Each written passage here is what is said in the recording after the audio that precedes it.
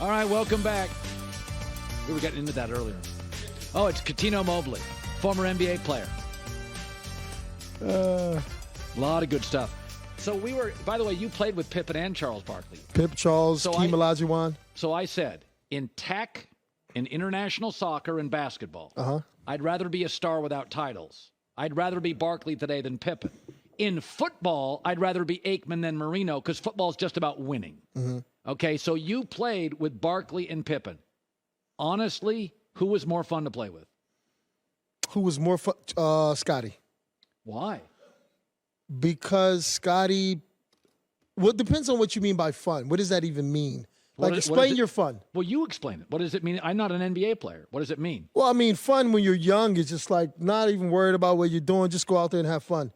Scotty, because I wanted to learn so fast, I picked up a ball at 13. Yeah. So because I wanted to learn from the greats, I had to study. And that, to me, was fun. The hard part was fun. Getting up early was fun. Yeah, but you're also a thinker. Exactly. So Barkley just wanted to go out and have a good time. Yeah, like you don't care nothing about your body. You know what I mean? Like, come on. Listen, I love Charles Barkley. He's one of my favorite people. He always helped me. But Scotty was more strategic. He was more take care of your body. This is what we do in the morning. By the way, Clyde Drexler's another guy that didn't practice terribly hard. Some guys, the more talent they have, the less they grind. Clyde was just naturally good at every single thing. Everything. Every single thing he did, he was natural. Nick Van Exel was like that. Just naturally. It's like the kid plays at Minnesota. Anthony Edwards. Just good at everything. Okay, so I like Jayson Tatum, but we had this argument earlier. There's a quarterback for Buffalo named Josh Allen. Yeah. And he and Tatum are both great, and we love them both. Right. But if you go to Jayson Tatum and he has these moments, no shots in the fourth, 3 turnovers, 90 seconds. We love Josh Allen. He is all over the map in big spots. I think they'll both win a title. But I tend to believe you are what you are. So when he scored 51 in a blowout, I said, he's going to come back. That's not who he is. He is that occasionally. And my takeaway is, you said something as you were walking on. My takeaway is, your game is your game. You are who you are. Tatum has self-doubt. It will follow him forever. He may still win a title. He'll still have great games. But I think this is who he is. Like Josh Allen. You'll be like, you're great. The hell are you doing? Tatum's great. No shots in the fourth. Right. You played with guys. Some guys, Barkley, never changed. Pippen, never changed. They may win less or more. But when I watch Tatum, I'm like, I like him, but he's going to be like this. Am I crazy on that? You're not crazy at all. You know, the thing is, I love Jayson Tatum. I think he's one of the most talented guys in the league. But Jimmy Butler, when he came in, he had an edge. Okay? He was in Chicago with Tom Thibodeau, those guys. Yeah. It was an edge. Right? Minnesota, edge. Philadelphia, edge. Miami, edge. Oh, who he is. Your character is your character. Now, the only thing I would say that you can fix with Tatum, go to a hypnosis, a sports psychologist, because and Josh Allen, right? Because I love football. I was a quarterback. So my thing is, it's something in your brain that's tricking you to say this is different than everything you do on a regular basis. A-Rod had this. A-Rod had postseason stuff. It's just, it's in your mind. It's in your mind. It's nothing to do with your talent. It's in your mind. And if you can't get that fixed, you're practicing a habit every single time. So the 51 points, is that you? That is you, but not when it's tough. You know what? A lot of the guys, Greg Norman, very successful business guy. Tatum, prep school Duke, very, very. Greg Norman, half and half, right? Well, I love him. No, I'm talking about the Ice-T, wasn't he? Oh, no. That was that not Greg Norman? Oh, it was Arnold Palmer. Arnold Palmer. I'm sorry. That's okay. You play tennis, not as much. Yeah. So, but I'm saying is, A-Rod's a very bright guy, business guy, that a lot of times it's paralysis by analysis. Some guys, and they're often bright guys, they get into their head. Not all bright guys do. And that's not saying less bright guys don't. But Tatum, I've seen this before, like A-Rod. It's like, go up and hit. Jeter, smart guy, but Jeter's theory was, I remember him talking about this one time. He had one of his rare slumps. He was like over 22, and somebody asked him, what do you think about when you're in a slump? And Jeter said, hit the ball hard somewhere. Derek never overthought the room. Right. A-Rod would be like, well, I went to my therapist, and I've talked about the insight. He had the game so layered. So to your point, I think Tatum sometimes overthinks. He does overthink, but I think that's a lot to how you grew up. I talked about that 2 hours ago. It's literally how you grew up, and that's a part of your character trait. So whatever it is and how he grew up, maybe as I don't want to disappoint, I don't want to be as pushy, because you can learn to be cocky. You can learn to be self-conscious. All these things are learned traits of an individual, right? Becoming pure, and then we have original state, and we have our learned state in life. Yeah, that's right. And he's learned so many different things while playing, whether his dad was really pushy, while his mom was super accomplished, right? So she wasn't a lazy person, right? And his father taught him. Tatum's mom was an attorney. Exactly. Then he at prep school, then Duke. Exactly. And if you watch him, he's a very thoughtful player. Yes. He wants to get everybody involved. Yes. To this point, Jimmy, been doubted his whole life. His family was turbulent. He's had to fight for everything he's earned. You can see it on the floor. You see it on the floor, too, and also, too, what you see is Jimmy is the reason why Jimmy is so amazing is that they understand who Jimmy is. Yeah. That team, because Jimmy is Pat Riley. Jimmy is Eric Spoelstra. Jimmy will tear your head off. That's Jimmy. So now he's going to a family that says, oh, you're one of us. We got you. But I need you to do it this way and do this and do this. And he's like, okay, as long as you believe in me, you won't kick me out. I got you. Isn't that great? That's what I see in Jimmy. You're smart. You're smart. That's why you were a quarterback. You were good behind this. You're probably audible, and you're going a million ways. Okay. So tonight with the Lakers, it's funny. I watched the second half, and I'm like, they kind of figured out Jokic. Then I look at Jokic's second half numbers. He still had 15 points. And Malone came out the other day. He said, what do you think? Nobody's ever changed the defenses up on Jokic? We've seen all of them. So when I look at the second half of the Lakers, I'm like, oh, they solved the riddle. And then I think, wait a minute. People have been trying to solve Jokic for 5 years. They can't solve him. So I'm overstating that. Who do you like tonight and why? Listen, I love the Lakers because I think defense wins games, and they have a great defensive team. I think we're misreading a lot of what happened the other day. The Joker's going to be the Joker, just like I said before about character, right? The Joker's going to be the Joker. Right. But will the other players be who they are every single game? I don't know, especially on this defense. The Lakers, their mistake was they brought the same concept from the Golden State series. Small. And by the way, Memphis was small because Adams was out. Yes. And then they faced the redwood forest of the league. Exactly. Porter, Gordon, Jokic. Yes. You played with Akeem. Mm-hmm. So Akeem played for the greatest college team that never won a title, the Dream, the Five Slamma Jamma. Five Slamma Jamma. Mm-hmm. Rob Williams, Akeem, Michael, Larry Michoud. Mm-hmm. I mean, it was Mike Young. Was it Mike Young? Yeah, Mike Young. Mm-hmm. Folks, YouTube it. Mm-hmm. When you YouTube, that was a college team. It looks like an NBA team. Right. Clyde Drexler. Dunks. Rob Williams was eventually in the mix somewhere. Mm-hmm.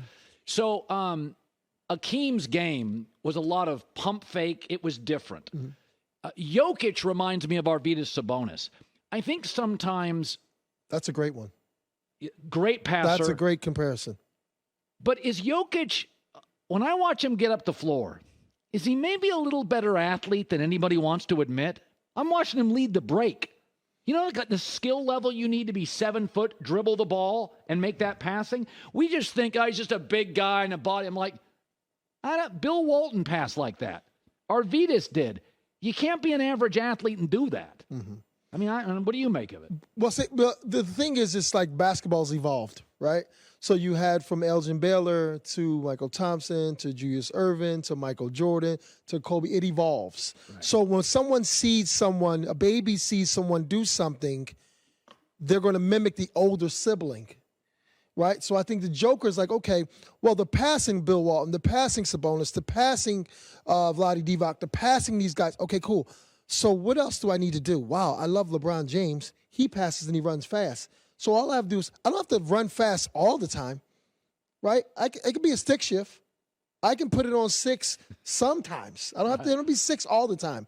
And I think that's what it is with Joker. He doesn't have to dunk the ball even though he's 7 feet. He doesn't have to run full speed every single time. He just does it when he needs to. And that's super smart to me. God, he is so skilled. He's so skilled, it's unbelievable. It's unbelievable how skilled. Now, that's why I say, well, the Lakers found something. People say that's like, I don't really think so. It's the fourth quarter of a game that the Lakers were punching back at them. So if you think about it, after the first quarter, the Lakers won by 6. First quarter, what? Lakers were down 12. Denver won by 6. That means the last 3 quarters, I don't care how it was fluctuating, the Lakers won also, last 3 quarters by 6. And the Lakers got caught flat-footed, and basically Denver played a virtual. I think it's the best quarter I've seen in the playoffs. The Lakers were catching up from the first quarter. I think the Joker didn't have enough energy in the fourth quarter. That's why it was what it was. So as much as Hachimura is, he's a bigger body and he's quicker and he's this, it's like you're talking about a 2-time MVP. Maybe he should have. I think he should have been 3-time MVP, so 3 in a row. Yeah. Right? So you mean to tell me a fresh Joker? What is? No. Now the other guys, I can see. Not to me, 3-time MVP. By the way, Victor Wembanyama, most of the time, scouts, they were right on Tiger Woods, they were right on Shaq, they were right on LeBron, they were right on Serena Williams, they were right on John Elway. When they say this is a one-of-one, Bryce Harper, they're mostly right. Okay? I can remember Christian Pulisic, when he was really young, people saying, watch this kid. Well, he's the best, most skilled player I've ever seen in American soccer history.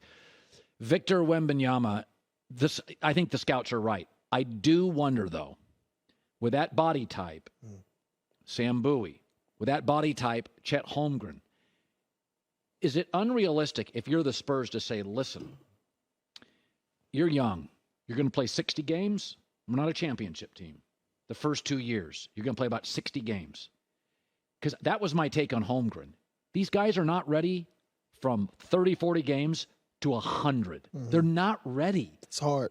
So how would you, the first year with Victor Wembanyama, what would you surround him with, Cuttino? I would surround him with, it's different, right? So you have an amazing system in San Antonio. I think Greg Popovich, there's Eric Spoelstra, there's Ty Lue, there's coaches, and there's Greg Popovich way up here, right? Motivating your players, getting them to be their best. He already has that. I think lifting, stretching, the smallest little thing, the smallest details in life. There's a book, Chop Wood, Carry Water, and talks about inches. You don't really have to take a long, long leap to get somewhere, right? I think inches, and meaning like for him, stretching, yoga, those type of things to like really concentrate on your inner self for him, because it's going to be very stressful. Yes. Of being the man. Everybody wants the face of the. I mean, honestly, they're saying he's going to be the best ever. You know how hard that is. That you're putting pressure on the kid, regardless if he's like trying to poo-poo it or not. It's still in his psyche. Sure. Right? So that's stress. That's a stress level. And it can build up when you have games where you have a stretch of games where 4 or 5 games, or you have a losing seasons like, who am I? You doubt. That's human to doubt yourself. I don't care what no one says, but some guys hold on to it longer than others. Michael Jordan didn't hold on to it long. It might have split second. Kobe split second, right? LeBron was even at one point in time, LeBron may even think, should I shoot this one? Should I do this? Should I do that? It wasn't until LeBron's crisis moment was the Miami-Dallas finals, where he literally, for the first time in his life, looked scared to shoot. And LeBron talked about that. He was the villain of the league. And then LeBron in the offseason fixed his low post game. That moment, LeBron bottomed out. It was the worst 2-week stretch of his career. It was awful, that final. And then all of a sudden, it's like LeBron came back, and you're like, okay, right. This is the LeBron with a complete game. But also, too, it was a conversation. It's kind of like Jimmy Butler. It was a conversation that Dwayne Wade had. I would think this was what it was, that he said, listen, I'm your guy. This is your team. Lead us. So when you have that confidence in the household, when you have that confidence in the gym, when you have that confidence on the field, look, success is built off of confidence. I gotta figure out a way how to build it within myself. And if I have other people saying you can do it while I'm trying to work hard, right? Because mistakes and discomfort will happen. But if I have not only myself keep fighting and other people pushing me towards it, the fear will kind of like wash away quicker. Yeah. Cuttino Mobley. A lot of life lessons there, J-Mac, as a young guy. I hope you were listening to those. You could learn a lot. I love how he thinks I'm young. But, yeah, I've known Cuttino for a while. We did some radio together. Yes. Had him on my podcast. Great guy. Love his takes, except the James Harden ones. But all right, so should I? Hi, everybody. Thanks for watching. Subscribe here to get the latest from the show. Also, be sure to check out more of the best clips from The Herd or go watch a few segments from other shows on FS1.